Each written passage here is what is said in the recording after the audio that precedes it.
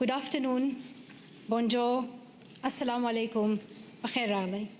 I am a Muslim and I believe that if you pick up a gun in the name of Islam and kill an innocent person, you are not Muslim anymore. The man who attacked Parliament Hill called himself a Muslim, but he did not share my faith.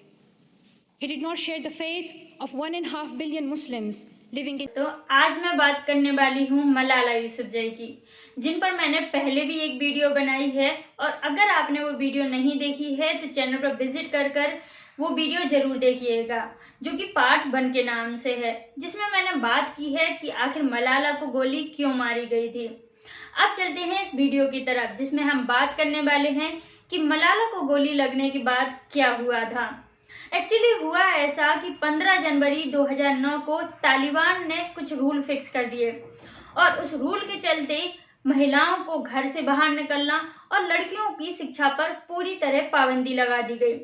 उस पाबंदी के तहत लड़कियां ना school जा सकती थीं और महिलाएं बिना बुर्के के तो कदम घर से बाहर रख ही नहीं सकती थी, क्योंकि तालिबान का पहरा हर समय और हर जगह रहता था। लेकिन मलाला यूसुफजई ने उस समय में भी अपने ब्लॉग राइटिंग लिखना बंद नहीं किए। उन ब्लॉग राइटिंग के द्वारा वो लोगों को जागरूक करती थी कि शिक्षा लड़कियों के लिए कितनी आवश्यक है और शिक्षा के बिना कोई भी देश सफल नहीं हो सकता। और वो इसमें लिखती थी कि तालिबान से हमें डरने की कोई आवश्यकता नहीं है। तालिबान ऐसा एक देश है जो शिक्षा के माध्यम से लोगों को पीछे रखना चाहता है। तालिबान में शिक्षा और महिलाओं की कोई वैल्यू नहीं की जाती है। कुछ इस तरीके के ब्लॉग उन्होंने लिखना शुरू कर दिए थे। जब उन्हें इतना सब कुछ पता चला तो उन्होंने मलाला को ढूंढना शुरू कर दिया। मलाला कौन है, कहाँ रहती है, तालिबान ने हर एक खबर पर नजर रखना शुरू कर दिया।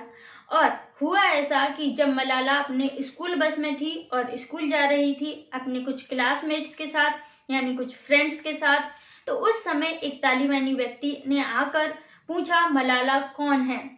उसने जवाब कुछ भी ना दिया। लड़कियों ने मलाला की तरफ देखा लेकिन कुछ बोली नहीं। उस व्यक्ति ने दोबारा पूछा मलाला कौन है। तब मलाला ने बोला मैं हूं मलाला। मलाला का कहना है कि मैंने उस समय सोचा कि क्यों ना इस व्यक्ति को धक्का मार दूं या भाग जाऊं, या उसे भी उस दर्द का एहसास होना चाहिए जो हमें होता है। लेकिन मलाला ने उसी समय इस बात को भी सोचा कि जो भी हो, अगर मैंने भी अगर ऐसा ही किया तो मुझ में और इस इंसान में कोई फर्क नहीं रह जाएगा। और इसके चलते मलाला ने कुछ ना किया। वह कहती है मैंने कहा मैं हूं मलाला, पर मेरी आपसे कोई दुश्मनी नहीं है, मुझे आपसे कोई लेना देना नहीं है, मुझे सिर्फ अपनी शिक्षा प्राप्ति की जरूरत है, यानी मुझे सिर्फ पढ़ने का अधिकार चाहिए। मलाला ने सिर्फ इतना ही कहा और उस व्यक्ति ने कुछ भी ना सुना और उसने गन फायर कर दी। उस गन फायर के दौरान मलाला के सर पर गोली लगी और गोली लगने के कारण मलाला घायल हो गई। घायल होने से वह बेहोश हो गई, लेकिन उस व्यक्ति ने 2 और फायर किए। उन 2 और फायर में मलाला की कुछ फ्रेंड्स थीं, उन्हें भी चोट लगी और वो भी बेहोश हो गईं, और फिर वह व्यक्ति शायद डर से भाग गया। लेकिन तब तक पाकिस्तानियों ने भी ठान लिया था कि हमें तालिबानियों से पीछा छुड़ाना है। अब तालिबानियों की हुकूमत पाकिस्तान पर और नहीं चलेगी। तालिबानियों को हमें अपने देश से, अपने घर से निकाल फेंकना होगा। और पाकिस्तान ने ये पूरी तरीके से ठान लिया था और खूब हिम्मत के साथ लड़ी। लेकिन उस समय तक मलाला कोमा में जा चुकी थी। मलाला को कोमा में जाने के कारण उन्हें इंग्लैंड में शिफ्ट करना पड़ा। इंग्लैंड में उनका बहुत अच्छे से इलाज किया गया, जिसके बाद फाइनली 3 जनवरी 2013 को वे पूर्णतः स्वस्थ हो गए और होश में भी आ गए। जिसके बाद तो मलाला ने मानो आतंकवाद के खिलाफ खुलकर बोलना शुरू कर दिया था। उनकी स्पीच में हमेशा देखा जाता था कि आतंकवाद को हमें बढ़ावा नहीं देना है, और यह भी देखा जाता था कि लड़कियों की शिक्षा पर एक मुख्य जोर दिया जाना चाहिए, यानी लड़कियों को हमें काबिल बनाना चाहिए।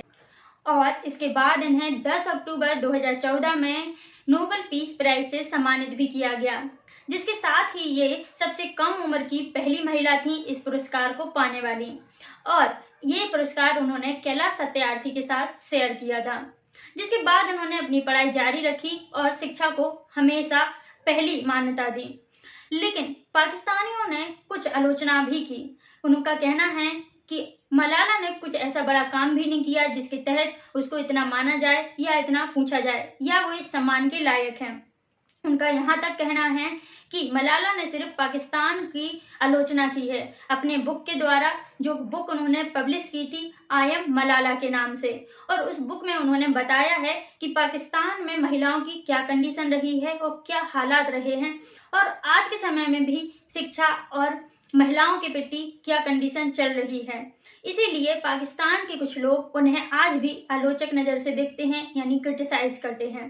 लेकिन ऐसा कहा जा सकता है कि जब भी एक महिला या एक लड़की जब अपने अधिकार के लिए लड़ती है, चाहे वह किसी भी देश की हो, किसी भी राज्य की हो या फिर मलाला हो या कोई भी अन्य महिला हो, शायद उसका क्रिटिसिज्म झेलना ही होता है, उसे क्रिटिसिज्म से निकलना ही पड़ता है। और इसीलिए मलाला को भी शायद कुछ क्रिटिसिज्म का सामना करना पड़ा। लेकिन हमारे लिए मलाला एक मिसाल है जिसने बहुत कुछ कर दिखाया और बहुत कुछ कर रही हैं। तो मिलते हैं नेक्स्ट वीडियो में, तब तक के लिए टाटा बाय बाय। और अगर आपको भी महिलाओं से जुड़ी ऐसी कहानियां और ऐसी हिम्मत वाली महिलाओं की कहानियां जानना अच्छा लगता है तो इस वीडियो को लाइक, शेयर एंड सब्सक्राइब करना ना भूलें।